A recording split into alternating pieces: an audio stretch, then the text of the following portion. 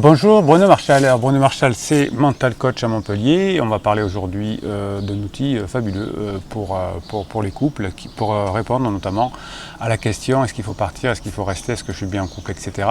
Et j'ai trouvé un outil qui résume un peu finalement tout ce que je dis en coaching depuis 1999 et qui a été utilisé pour autre chose, ça s'appelle le violentomètre.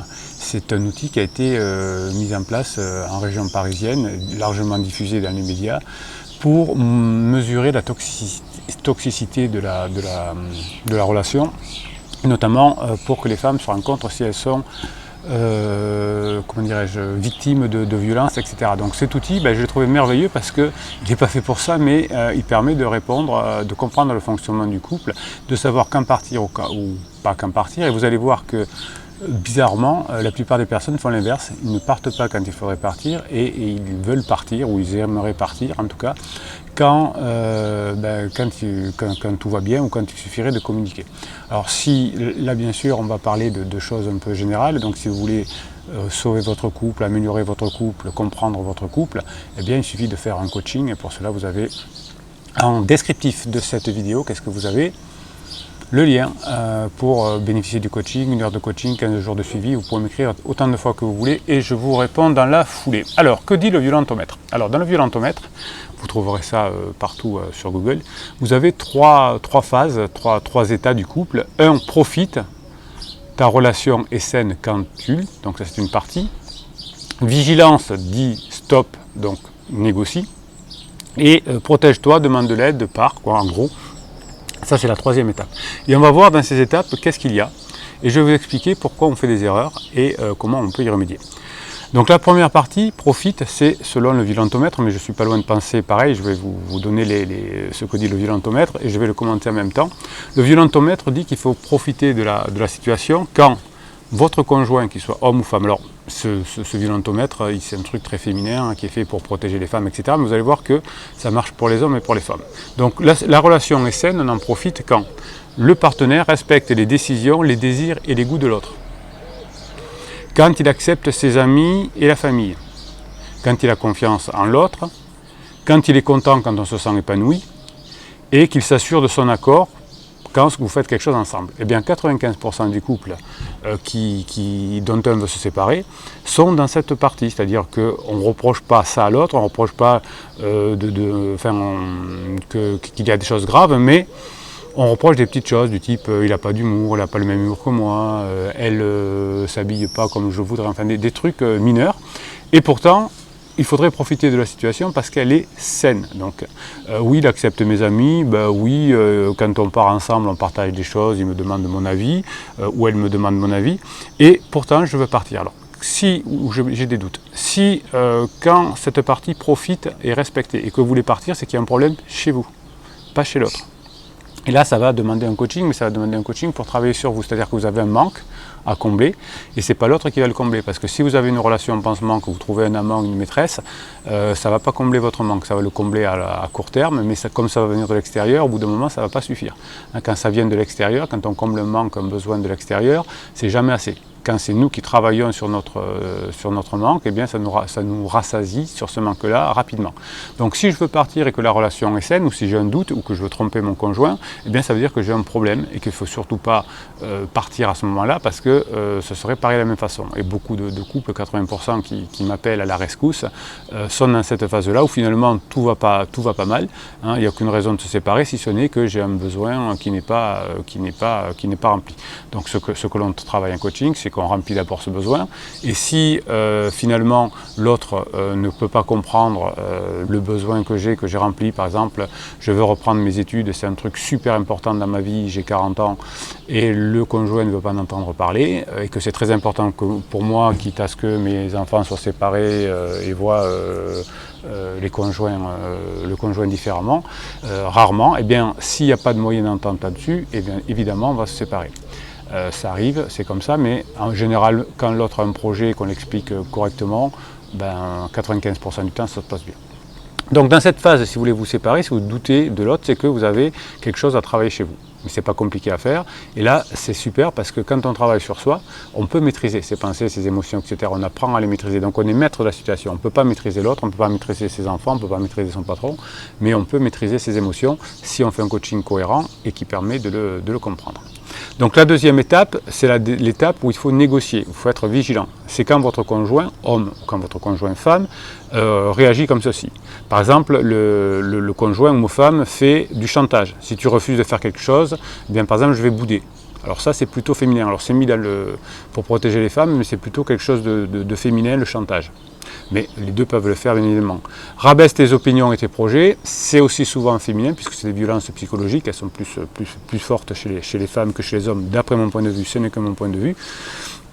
Un homme peut aussi rabaisser les projets en disant « tu n'y arriveras jamais » ou « c'est pas la peine que tu le fasses ». Se moque de toi en public, donc là il faut gérer la situation, dire pourquoi tu te moques de moi en public, quel est le message que tu veux faire, etc. Donc ça c'est une femme qui va dire, ah ben mon mari, oui, il a réparé les ampoules de la maison, hein, mais il a fallu que je lui demande 4 fois. Donc ça c'est, on arrête quoi. Ça, on en parle ensemble, et ensuite en public on parle d'autre chose. Mon mari ou ma femme est jalouse et possessif. Voilà, oui. Donc bien sûr, si vous êtes jalouse ou si vous êtes jaloux, il faut en parler parce que ça va être un problème dans le couple. Il faut communiquer là-dessus. Je n'ai pas dit qu'il fallait partir encore, mais il faut communiquer. Je manipule l'autre. Bon, alors, ça c'est un peu compliqué à voir, hein. Entre la communication et la manipulation, il y a peu de différence. Manipuler, c'est faire quelque chose contre sa volonté à quelqu'un, ce qui marche à court terme mais qui ne marche pas à long terme. Contrôler ses sorties, ses habits, ses maquillages, alors oui, alors si vous avez un homme qui vous empêche de vous habiller comme vous voulez, c'est pénible.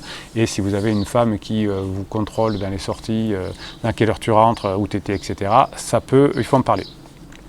Fouille tes textos, mails, applis. Alors ça c'est plutôt féminin au départ, hein. Je fouille dans les affaires de l'autre, c'est une façon de se rassurer, mais il y a quelques hommes qui le font aussi. Généralement ils répondent en deuxième temps à ça, mais ça peut arriver qu'ils commencent à le faire aussi. Donc ça il faut en parler. Insiste pour que tu lui envoies des photos intimes. Alors c'est plutôt masculin, mais beaucoup de femmes font ça aussi. T'isoles ta famille de tes proches. Alors ça, c'est les critiques que ta mère a fait, donc c'est plutôt féminin, mais ça arrive aussi chez les hommes, et t'oblige à regarder des films porno. Ouais, bon, alors ça, c'est j'imagine, beaucoup plus masculin. Vous voyez que, donc là, il faut en parler. J'ai pas envie de voir un film porno, arrête de critiquer ma mère, donc voilà, elle a ses défauts, ses qualités, mais je te demande d'eux. Contrôler tes sorties, eh bien, je te dis à quelle heure je vais rentrer, mais si j'ai envie, exceptionnellement, de temps en temps, d'aller boire un verre avec des collègues de travail, en tout bien, tout honneur, bien évidemment, bien pourquoi pas, hein, à condition qu'on en ait parlé avant. Donc vous voyez que souvent on se sépare dans la première partie, et dans la deuxième partie qui est vigilance, eh bien on n'en parle pas tellement, c'est des engueulades, c'est-à-dire que on n'en parle pas sur le fond mais sur la forme. Par exemple, au moment où votre mari va partir ou est chez lui en jogging ou en t-shirt, vous allez lui dire ah ben t'as vu que comme t'es habillé tu pourrais faire un effort. Et donc là bien évidemment il va se défendre en disant j'ai chaud, j'ai eu une journée difficile de travail, etc. Tandis que si on travaille, si on en parle de façon régulière, mais sans actualité, comme je dis, c'est écoute, j'ai un truc important à te dire, j'aimerais bien que quand tu es à la maison, tu fasses un effort, j'aime pas trop ce t-shirt bleu que tu mets, même je sais que tu l'aimes bien, mais est-ce que de temps en temps tu pourrais ne pas le mettre? Bon, la personne va accéder, mais si je dis t'as encore mis ce truc là, tu fais pas attention à moi, c'est mort. Si je suis jaloux, je peux, ou jalouse, en tout cas c'est les deux, mais bon. Je peux dire, quand tu vas rencontrer, je suis ta secrétaire, je suis jalouse, donc je voudrais que tu me rassures, par exemple, plutôt que de dire, t'as vu cette pouffe, tu te laisses faire, t'as pas de caractère, etc. Donc vous voyez cette zone-là, le chantage, la possession, les sorties, etc., fouiller les textos, ça veut dire qu'il y a un manque de communication. Donc si on retrouve la communication par rapport à ça, et ça on voit comment on le fait en coaching, eh bien il y a des chances que le couple se rabiboche, c'est juste qu'on n'a pas communiqué au bon moment. Et puis il y a la troisième partie qui s'appelle « Protège-toi, demande de l'aide ». Moi je vais plus loin, je dis il faut se barrer, hein, enfin, là il faut partir. Et là ce que je vois, c'est que quand une femme manipule beaucoup un homme, comme on va le voir, un homme est violent avec une femme, eh bien il ne part plus. Parce qu'il est sous son emprise, il a peur, etc. Alors autant on va partir quand tout va bien, enfin quand il faudrait profiter, et autant là on a du mal à partir. Alors tu humilies, te traites de folle quand tu fais des reproches, Oui, ben, la personne elle reste. Elle essaie de comprendre pourquoi il fait ça, mais elle ne pense pas partir. Pète les plombs lorsque quelque chose lui déplaît. Ça peut être féminin ou masculin. Menace de se suicider à cause de toi. Alors, ça, c'est plus féminin, la menace de suicide. L'homme le fait, la femme le menace. Hein, donc, elle écrit menace de se suicider. Donc, menace de se suicider, c'est plutôt féminin. Mais des hommes le font aussi, bien évidemment. Menace de diffuser des photos intimes de toi. Ça peut être masculin, mais c'est surtout féminin aussi. Te pousse, te tire, te gifle, te secoue, te frappe. Alors, à un certain degré, c'est masculin et c'est nul, il ne faut pas le faire. À un degré moindre, je te pousse, etc. C'est très féminin en revanche. Hein, je te gifle, ça c'est très féminin aussi. Donc, te touche les parties intimes sans ton consentement. Alors ça, c'est vraisemblablement masculin, mais une femme qui se sent délaissée va un peu rentrer dans la zone intime de l'homme en lui touchant ses attributs sexuels ou autres pour le faire revenir, pour l'exciter. Mais bon, on va dire que c'est plutôt masculin. T'oblige à avoir des relations sexuelles, c'est plutôt masculin, mais ça arrive dans les deux cas. Te menace avec une arme, c'est dans les deux cas aussi, c'est masculin et c'est féminin. Donc vous voyez que, alors ouais, on peut dire que c'est masculin. Donc vous voyez que la personne qui a fait, le groupe qui a fait ce violentomètre a excellemment travaillé, mais finalement, on tombe à côté de l'objectif, c'est-à-dire qu'on veut protéger les femmes en disant les hommes sont comme ça, donc méfiez-vous, mais on voit finalement que c'est les hommes et les femmes et que, alors c'est à des degrés divers, on a vu que tout ne correspondait pas, mais que ça peut venir de l'un et de l'autre. Et quand vous êtes dans la troisième partie, messieurs, ou quand vous êtes dans la troisième partie, mesdames, envisagez la séparation. Hein, si vous avez une femme qui vous met des baffes, si vous avez une femme qui pète les plombs lorsque quelque chose lui déplaît, si elle l'humilie en public en disant mon mari est nul, si elle se menace de suicider, il faut partir, monsieur. Et si monsieur vous frappe, vous menace, etc., ben, il faut partir aussi, il faut s'éloigner. Voilà, on s'éloigne et ensuite, une fois qu'on est éloigné, on peut discuter. Les forces de gendarmerie sont là s'il y a des traces de coups, etc. Mais il ne faut pas rester. Et donc vous voyez toute la complexité du couple aujourd'hui. On reproche à l'autre des choses banales, donc quand ils vont bien, il suffirait d'en parler. Quand il faut vraiment communiquer, eh bien, on se déchire et là, on peut se séparer, non pas parce que la chose est grave, on peut être jaloux, c'est pas si grave en soi, mais c'est parce que à cause de la jalousie, on s'est humilié, on s'est traité de nom d'oiseau. Et donc, ce n'est pas la jalousie qui va faire qu'on va se séparer, mais c'est la réaction à la jalousie et le fait qu'on parle dans l'actualité. Et dans la dernière partie où il faut se barrer, hein, il faut partir, et bien là, je vois mes clients qui ont une cliente d'ailleurs, souvent c'est les clientes qui ont du mal à partir face à un homme violent ou face à une femme qui manipule violemment.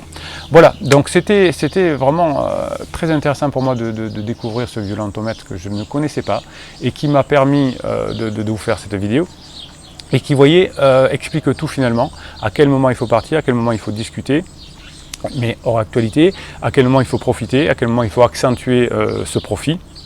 Et là, vous avez une grille de lecture qui existe et vous pouvez savoir où vous en êtes quand il faut discuter et un coach est là pour vous aider à vous repérer, bien évidemment, éventuellement à faire un médiateur pour que la personne qui est avec vous comprenne ça aussi. Voilà, si vous avez cette vidéo en tête, eh bien, dans votre couple, ça va beaucoup mieux se passer et les clients à qui j'explique ça, finalement, arrivent à se réconcilier ou à se séparer si c'est trop violent, mais à prendre la décision de se réconcilier ou de se séparer s'il faut le faire.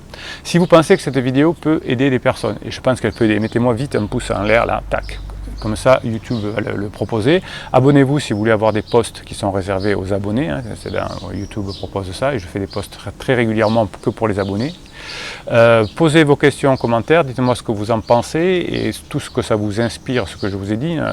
Peut-être donnez-moi des exemples qui viennent corroborer ce que c'est dit là. Et puis si c'est des questions, j'y répondrai. Et puis partagez cette vidéo parce qu'il faut que l'on retrouve notre façon de communiquer entre humains, dans le couple, et arrêter de faire des erreurs, de sacrifier des enfants, de faire souffrir parce que juste on n'a pas la bonne méthode, qu'on n'a pas compris comment fonctionne un couple en 2019, si vous regardez cette vidéo en 2019. En attendant, je vous dis à très bientôt.